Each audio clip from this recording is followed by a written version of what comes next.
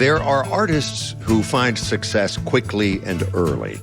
There are others who work hard and sacrifice everything to achieve the goal of making a living on stage.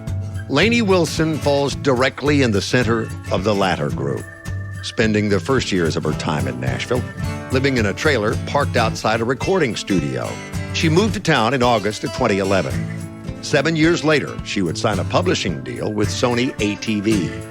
Her hard work and dedication would continue to pay off, and that same year, she would also sign with Broken Bow Records.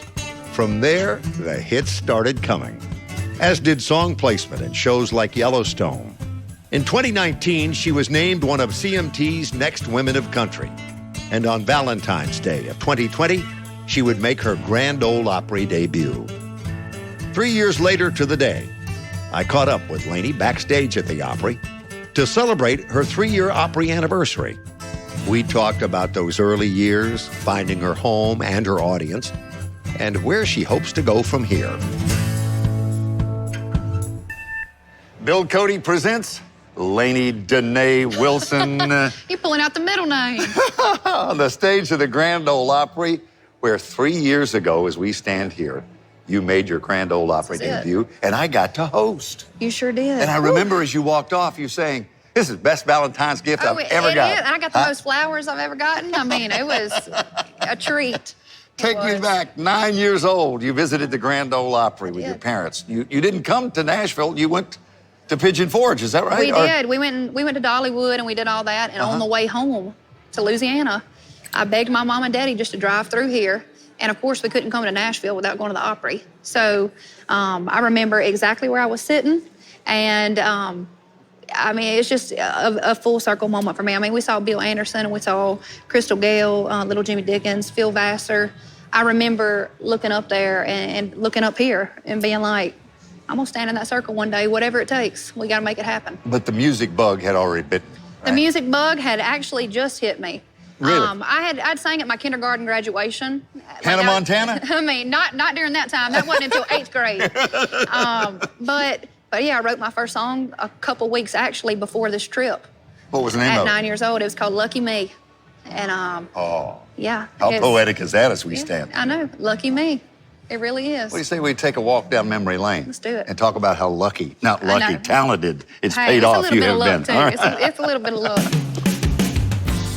Was there a moment in time where you thought, oh my goodness, this train has just left the station? Would that have been your Opry debut, perhaps? Of course, that definitely was a moment for me where I was like, all right, you know, I'm feeling really embraced by the community. And, you know, this is where my dream started, truly, when I visited here when I was 9 years old. So that was a moment for me where I was like, all right, like, we're actually getting somewhere. But I will say I have not had a moment yet where I'm like, I've made it. And I really hope I don't have that moment. You know, I'm thankful and happy and blessed for every opportunity that I've been getting and every award and everything. But at the end of the day, like, you know, I didn't move to Nashville in 2011 in a little camper trailer just to do a few things. The first time I heard about the Opry was at my granny's house. And I just remember watching it on her box television, just sitting there and being like, wow. And here we are. It's a full circle moment. It really is just this crazy feeling every single time I walk through the doors of this place. It's so cool seeing all the Hall of Famers right here. Got little Jimmy Dickens. He was actually playing the very first Opry show that I ever saw. I was 9 years old. So cool. My family and I took a vacation to Gatlinburg when I was 9 years old. And on the way home to Louisiana, I begged my parents to just drive through Nashville. And I remember exactly where I was on the interstate, and I said, this is home. I knew, and what really sealed the deal was when they brought me to the Grand Ole Opry. We saw Bill Anderson, Little Jimmy Dickens, Phil Vassar, Crystal Gale, Jenny Seeley, and I knew that one day I was gonna have the opportunity to be up there. Minnie Pearl's hat, I mean, how cool is that right there? Everybody from Bill Monroe, I mean, my gosh, Ernest Tubb and my buddy Luke Combs. Luke Combs and I used to write in my camper trailer back in 2014, so I wonder if he knows that his hat is in the same cage as Ernest Tubb and Patsy Cline. I feel like most little girls dream about their wedding day, walking down the aisle. When I tell you, my dream was stepping foot into that circle. That's what it was. That's what I dreamed about. And I've been so blessed because my parents really believed it just as much as I did. Every honky-tonk talent search, Colgate Showdown, whatever it was, my daddy's like, whatever the entrance fee is, let's do it. You know, I'll be farming, but your mama can take you. And they really did everything that they could to just help me. Room 4 is the room that every single artist who is about to have their debut, we stay in here, y'all. Eddie Montgomery, we've got all the quotes on the wall. This is where me and my family hung out. Just minutes before I took the stage. February 14th, 2020, best Valentine's Day of my life. I got to stand there in the circle that all my heroes have just stood, and to be invited to do that is unreal. And for my family to be there was just even more cool. I was so nervous I could barely even think straight. It was literally just like slow motion and like fast forward all at the same time. It was wild. I mean, it really is this crazy, just overwhelming feeling, even if you're just in the audience watching. You don't have to be standing up on that circle to feel what's going on in this building. And to think that I was cordially invited to step inside of that circle, it's just, to me, it felt like the beginning of, of really things starting to pay off and things coming to fruition. I didn't hear anybody knock. Shall we proceed? My pa's the best shot in the whole world. Isn't it exciting? They call you the rifleman. Just make it good. These are the cases that captivated the world, Couldn't keep my life straight. They were killed by their own children. that challenged the legal system and ourselves. Court TV Legendary Trials. We've got the realest wedding shows. You don't feel this is weird? All in one place. I love the stress. This is the best day of my life, can't you tell? All weddings we TV. As a legal journalist, every time I step into the Supreme Court, I am always in awe. In today's society, the law affects everyone. And that's why it's very important for people to be informed, especially when it comes to the law. I see it as a great responsibility to be able to parse out all of the information that may be wrong and bring the facts. Avajoy Burnett, Scripps News. For live reports, breaking news, and headlines from across the country, stream Scripps News. I'm Vinny Politan. Welcome to Closing Arguments. What's happening here? It's unreal. Let me show you exactly what happened. Closing Arguments with Vinny Politan, only on Court TV. Ion is on with 3 networks to enjoy. Yeah, it's on. Yes, showtime. You're gonna want to see this. It's on. Ion, Ion Plus, and Ion Mystery. It's on. I travel by one rule. If it looks good, eat it. You have to get out of your comfort zone. Did you just do that? You're gonna love it.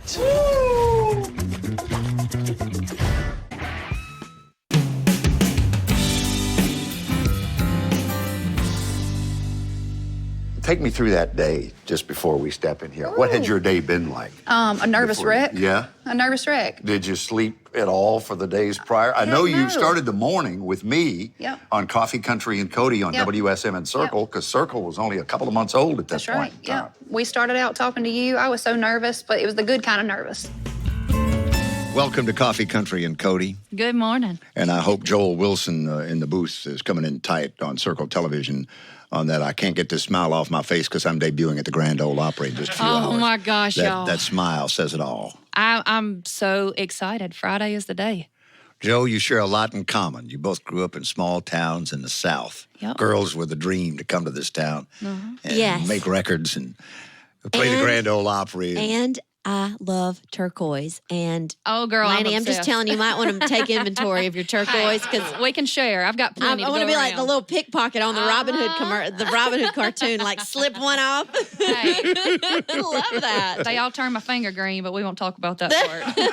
And tell people where that accent comes from when you speak. Yes, I am from a tiny town in northeast Louisiana, a little town called Baskin, if you've ever heard of Monroe, the Duck Dynasty area. Yeah. Where those rednecks are. Did I read where your population is like 300 people? That's it, 300, 299 now. And your family farmed for 5 generations they have in that part of the country. Yep, my daddy farms corn, wheat, soybeans, oats. My mama's a teacher. Yeah, my town is full of nothing but cornfields, and that's about it. On the 14th, Valentine's Day, you are playing the Opry. It's your debut. You're there with Mark Wills, Mike Snyder, John Conley, Whispering Bill Anderson. Charles Eston, Terry Clark is in your segment. Sawyer Brown, there you are. There's your picture and I everything. cannot believe it, y'all. How many of the 300 people in your hometown will be there? Probably about half of them, because half of them are my family, if not all of them. Yeah, exactly. So, and they're all coming to town, and they all staying at my house. Oh, my goodness. So, yep. The Grascals are on, and so is Gary Mule Deer. So there's your lineup for Valentine's Day at the Opry. More information, tickets available. You can meet Lainey in person that night, too, as she plays the Opry for the very first time. I love that line in your song about you can hook a trailer on a 2-inch hitch. That's right. That's hard to sing, by the way. I'm impressed. But that's a great line. So brought back a lot of memories for me growing up on a farm. When did you learn how to drive? Oh, you know what? I was driving a four-wheeler when I was probably 4 years old. Yeah. My daddy taught me how to drive a stick shift when I was probably like 11. Yeah. I couldn't even hardly reach the pedals. And when I moved to Nashville, actually, I moved up here in a camper trailer. So a pull-behind camper trailer? Yeah, a bumper pull. So what was in front of it? What was pulling it? It was an F-250. My daddy let me borrow his truck to bring it up here. So Charlie, that's a 3/4 ton. Okay. So did you have a connection when you came to town with a pull-behind trailer? You know what? There was actually, I knew one guy. He was from my hometown back in the late 70s. My grandfather had given him a couple $100 to help him move to Nashville. And y'all might remember his name is Jerry Cupid. Oh, yeah. C-U-P-I-T. Yeah. And he... Like back in the day, he's the one that taught my daddy how to play guitar, and he was like family at one point and then not, but he was still family. But he was always my mentor growing up. I started writing at 9 years old, and actually I made my first trip to Nashville when I was 9 years old. And I remember, weirdly enough, walking by here and looking in here and being like, dang, how cool would it be to just sit in there and do an interview with them people? So this is a full circle moment for me. But knew Jerry Cupid. I moved up here in my camper trailer. He let me live in his studio parking lot for free for 3 years. Oh, my goodness. Because it was a favor in return for what my grandfather had done for him. So. Wow. That's the Lainey Wilson story. If you're just joining us, listening, wherever you are in the world, worldwide broadcast, people listening at 6:50 a.m. WSM here at home, and the stream all over the world, the app download, and now we have a television home, Circle TV, which is also home to the Opry, beginning February the 26th. Country plays here. And Lainey, I'd love for you to play another one right here, right now. Let's do it. Opry, debut. Valentine's night. I got a date. I got a date with Opry. Somebody better get me flowers. To think that I was cordially invited to step inside of that circle, it's just, to me, it felt like the beginning of really things starting to pay off and things coming to fruition. How long did it take you to think about your wardrobe and what you were going to wear? A long time. You can't just grab something out your closet and put it on for the Grand Ole Opry. That's right, you gotta Bill really Bottom plan Country. it. You gotta really plan that one out. It was, if I recall, like a burnt orange. It was. It was like a burnt orange red. It was perfect. I mean, Thank it you. popped. And the belt I was wearing, it was actually from my Hannah Montana impersonation days. Yep. So. Because you do your own makeup?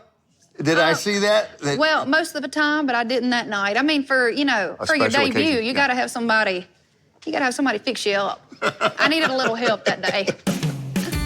The first 7 years, I did not really have many opportunities at all. I signed a publishing deal 7 years into this town. What other jobs did you hold down? I played every single weekend on the road.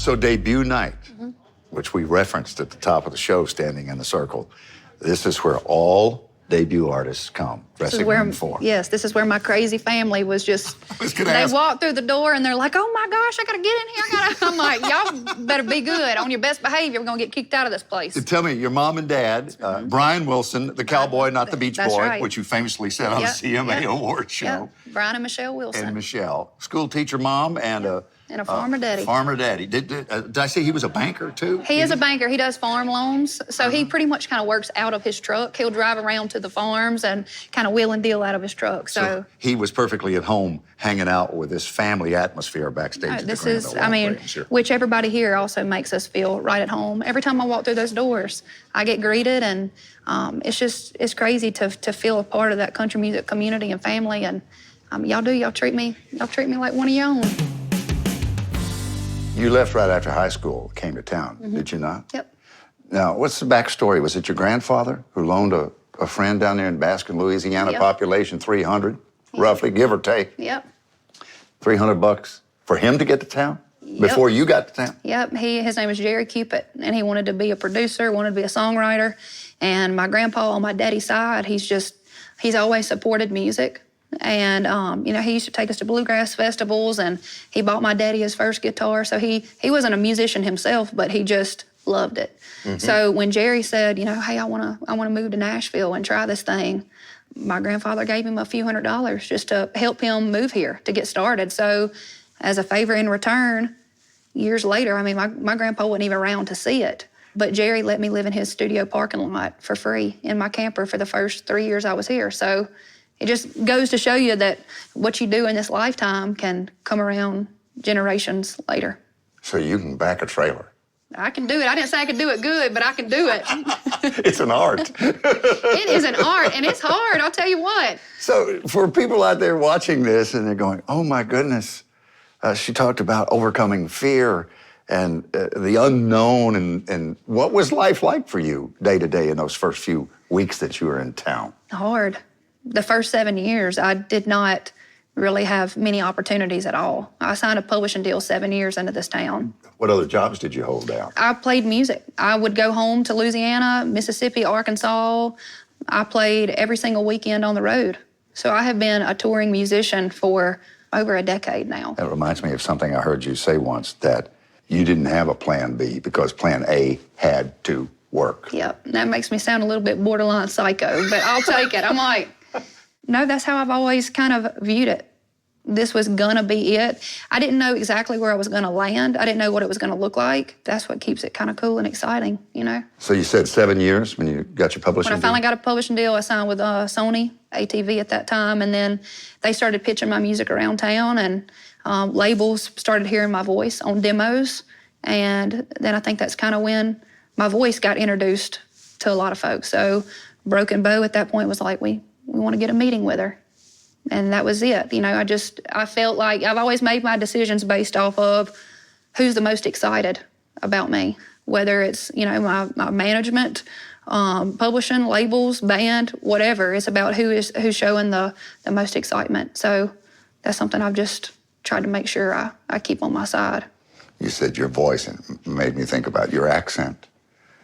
And people wonder if your accent is real sometimes when they meet you. You know how mad that makes me? You know how mad that makes me? Y'all make me want to throw hands. No. It's funny because the thing is, like, they can say whatever they want about me. You can say I'm ugly. You can say I can't sing. But when you start, like, talking about my accent, it makes me feel like you're talking about my family. And then I'm ready to fight. Who has a heavier accent, you or Reba? Oh, I think she got me beat.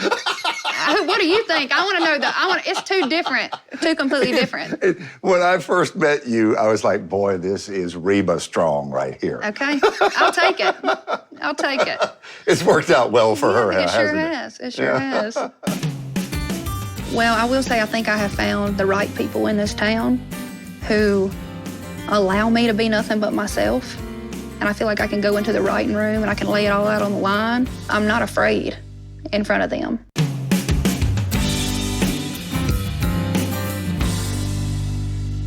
So when you walk the hallways of the Grand Ole Opry, you truly are walking in the footsteps of those who've gone before. You've talked about that.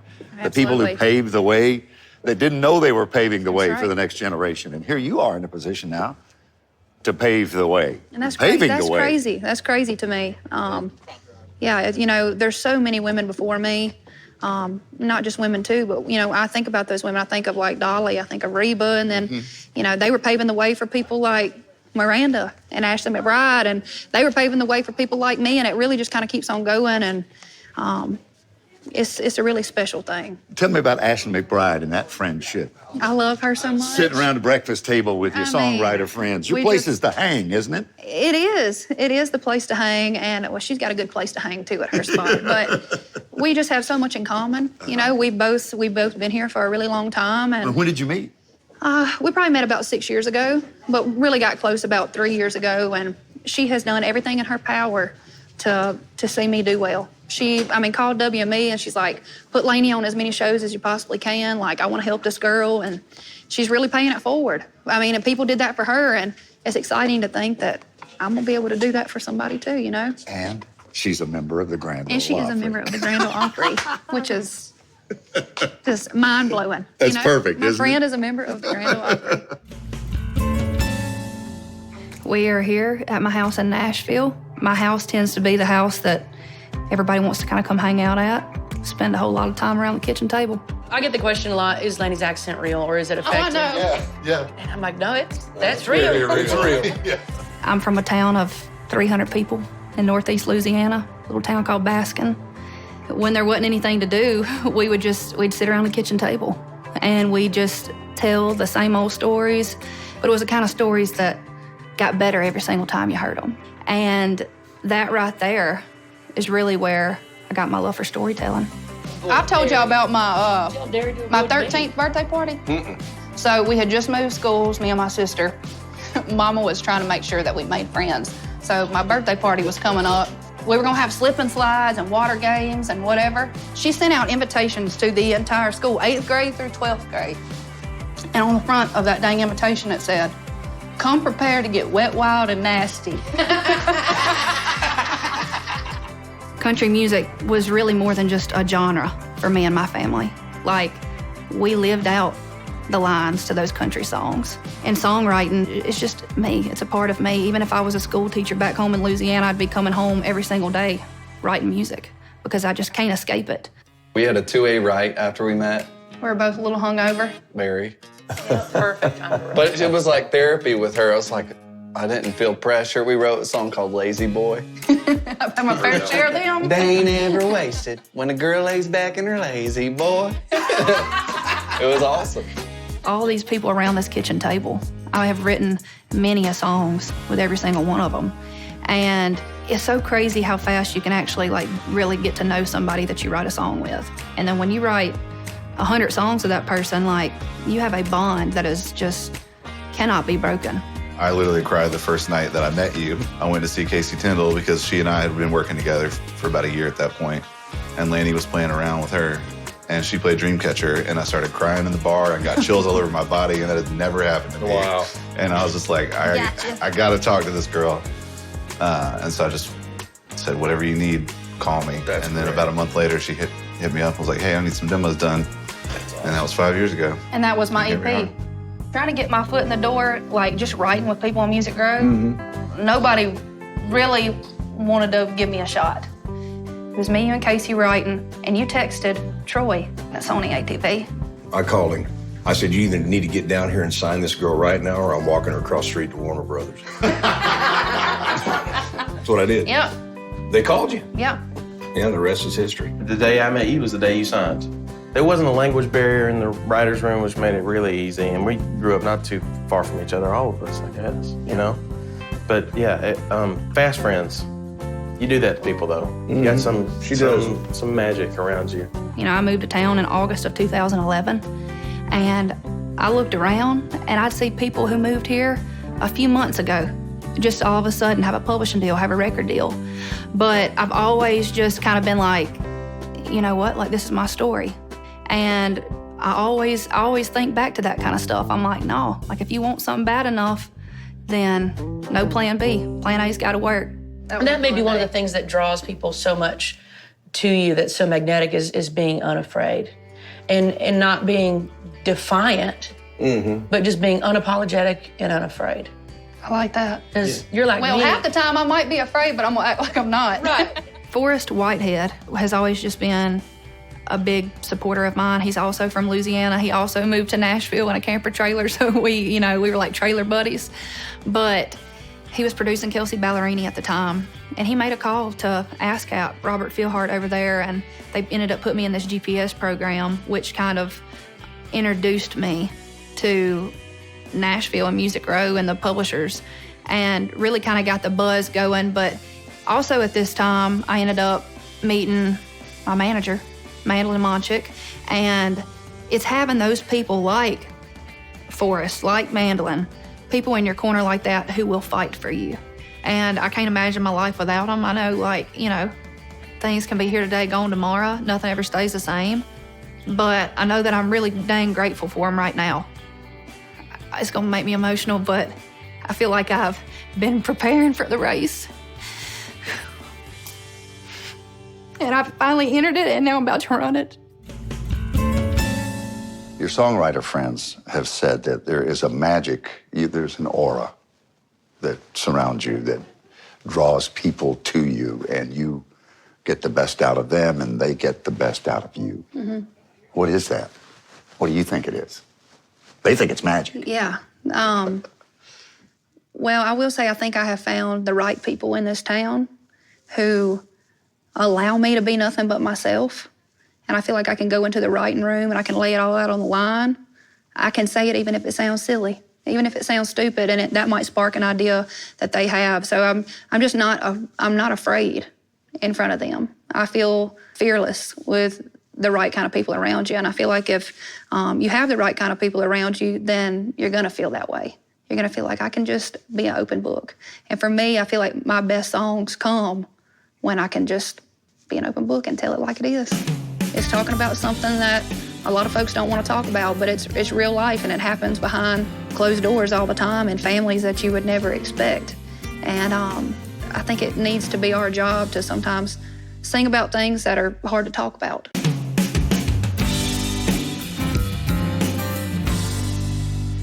Congrats on your just big old massive hit song, Things a Man Ought to Know.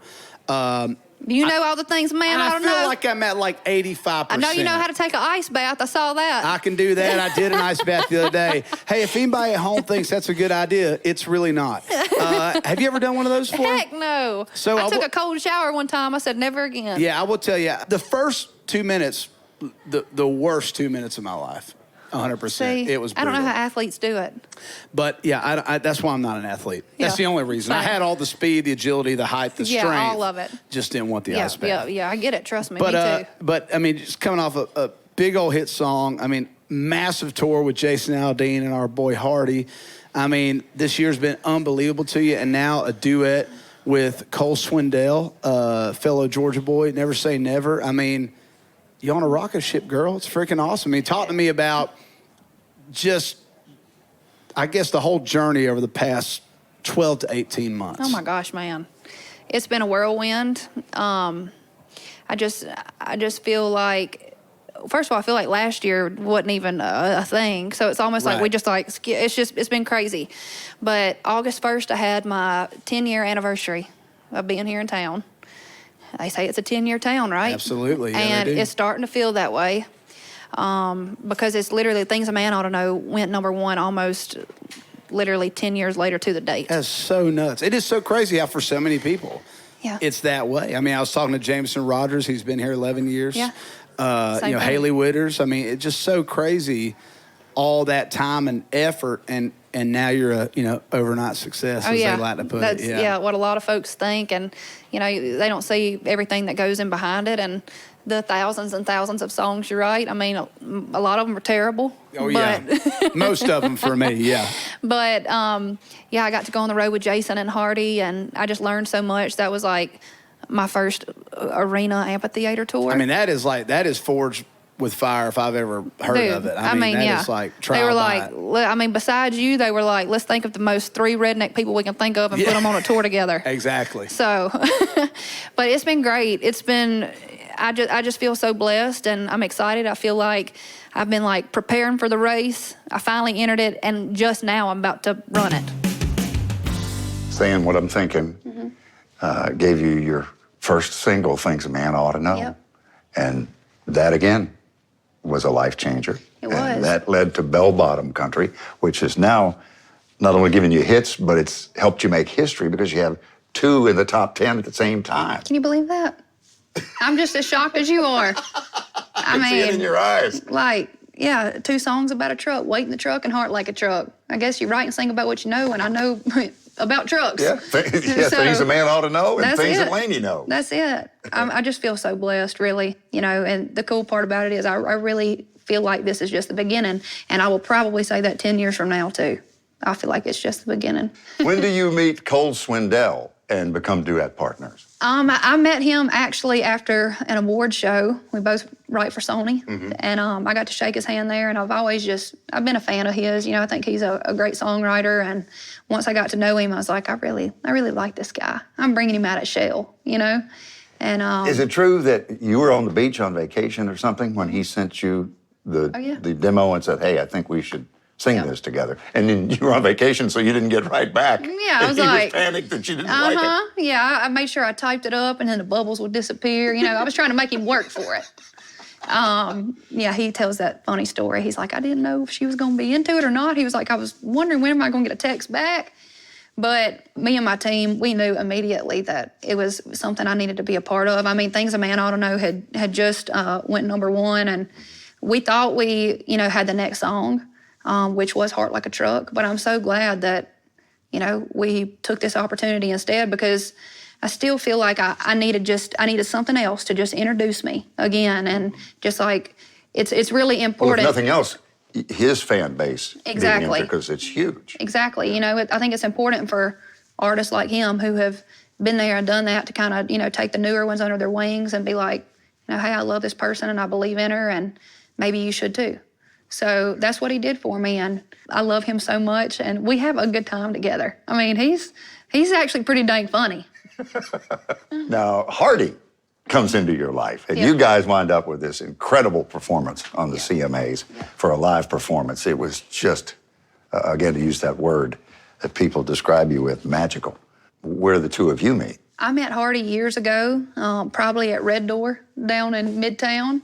I've always looked up to him. I think he is truly one of the best songwriters, not just in Nashville, but in the world.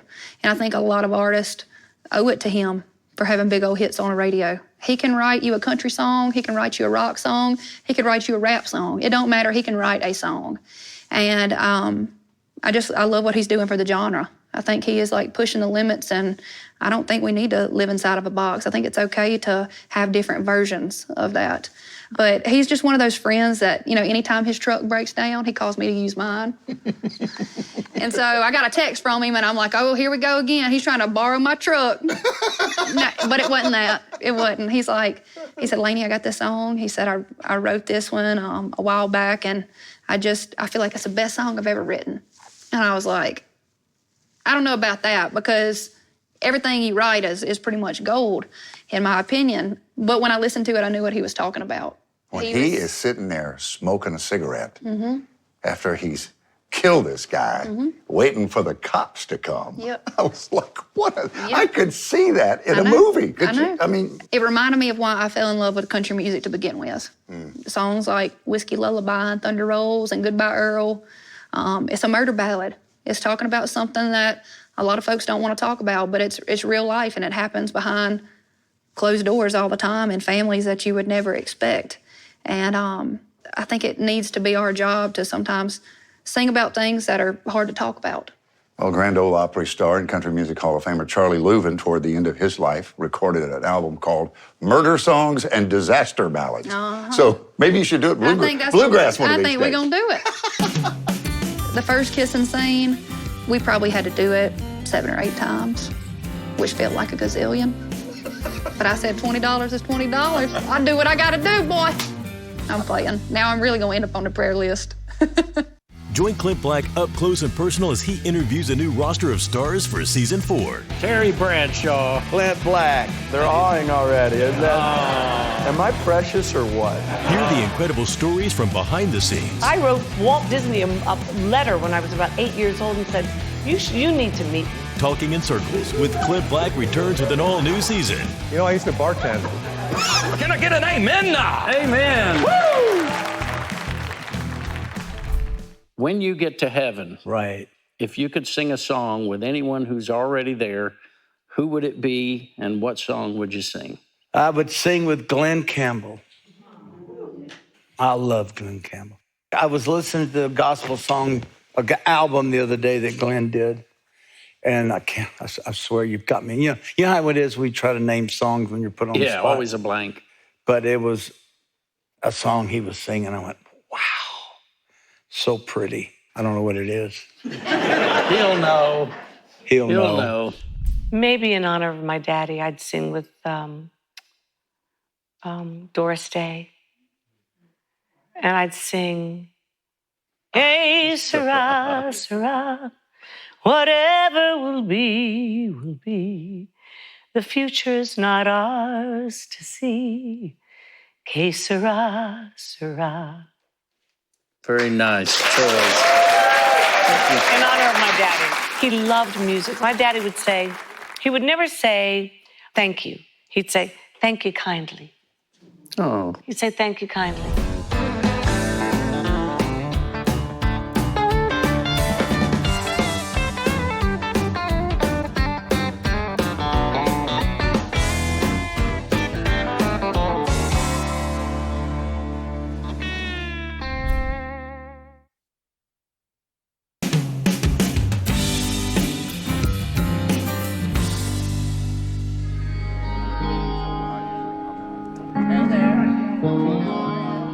I feel like for a long time, I was like, we just need a radio hit. We just need a radio hit, you know?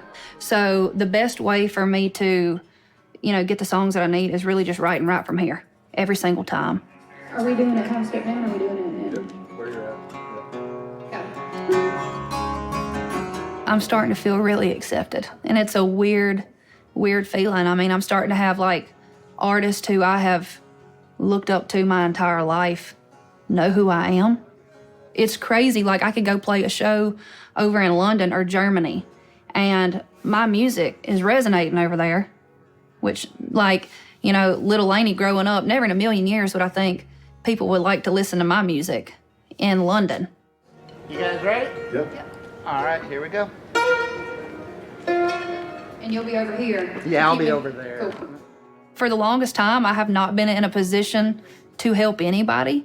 And I'm excited to be able to do that. I'm excited to help somebody get an opportunity or, putting in a good word for somebody, because so many people have done that for me. And I wouldn't be where I am without that. Literally word of mouth. People being like, you got to listen to this girl. Give her a shot. Yellowstone, now that we're in, season 5? Yep.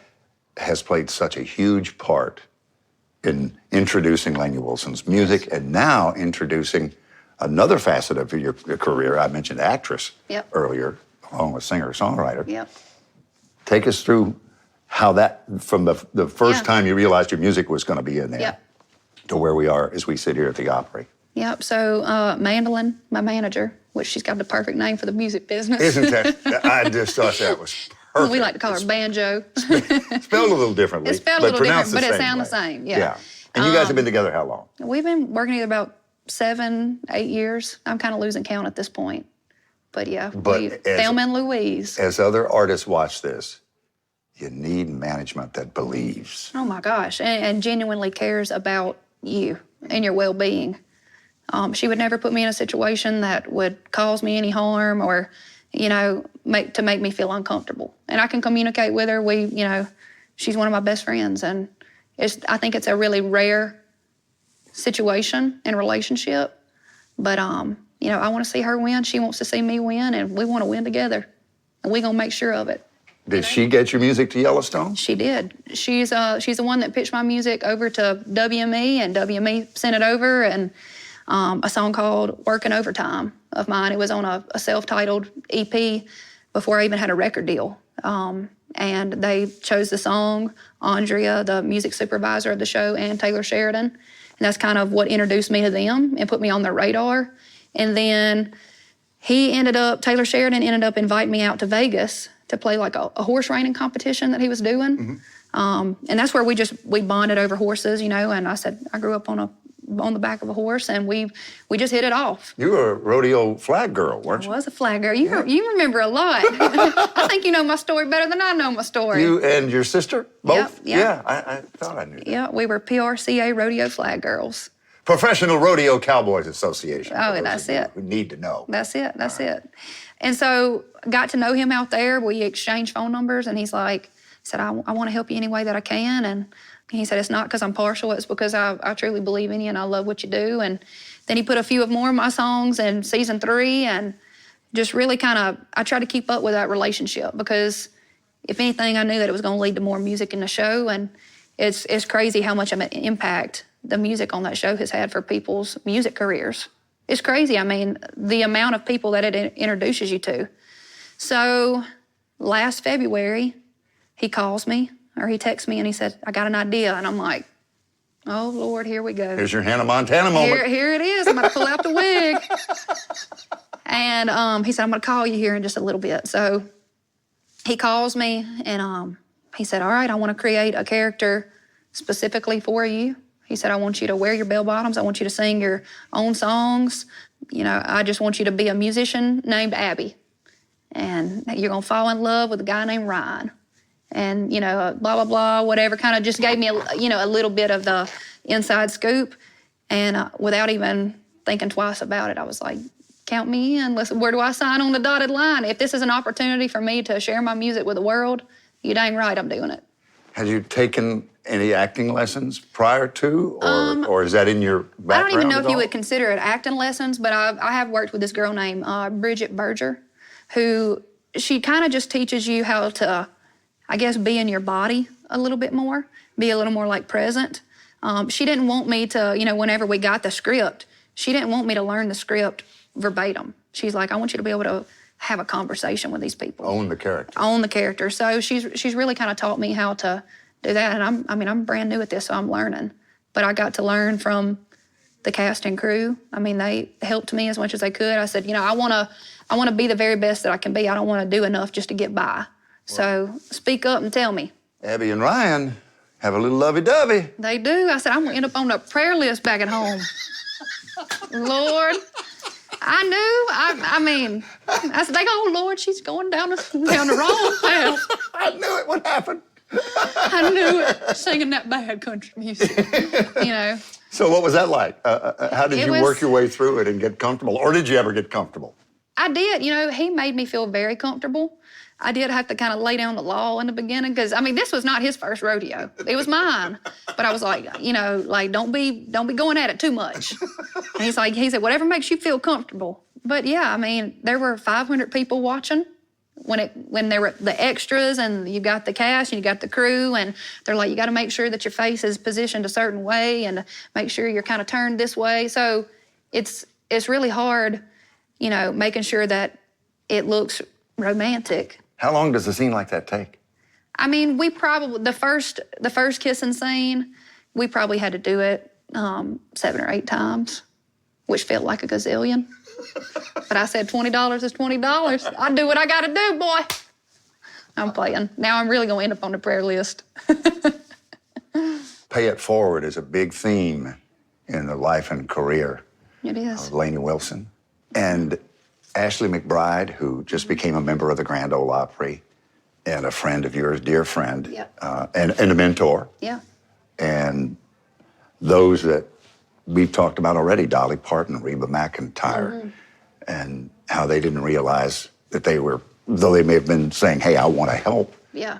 But along comes Ashley and Miranda Lambert and Trisha Yearwood's in there before them even. That's right. And now you're in that position. I am in that position. Yeah, we're teaming up with Tractor Supply. We're doing the Tractor Supply Emerging Artist Program. And we're also teaming up with the Grand Ole Opry because this is where my dreams sparked right here. I mean, there's no better fit than to be teamed up here. I feel so blessed and excited that I'm actually going to be able to help kind of facilitate, help like water some of those dreams and watch them grow. And, I'm going to be a mentor. We're going to have several other artists be mentors for the program too. And we're looking for the right fit. We're looking for the right people, the mentees. Mentor to mentee. mentee. In a business that you wouldn't recommend your child pursue a career in country music. Come to town pulling a trailer, or come to town with a guitar case and, just a few dollars in your pocket. But the thing is, you can't compete with a dream. You can't. And it takes over. So proud that your dream is coming true. I'm going to say come true because it's continuing. It's coming true. Things are coming true all the time for you. Thank you. Thank you for making time. I appreciate sitting you. down where it all started at the Opry. This is it right here. Lainey Danae Wilson. Bill Cody presents.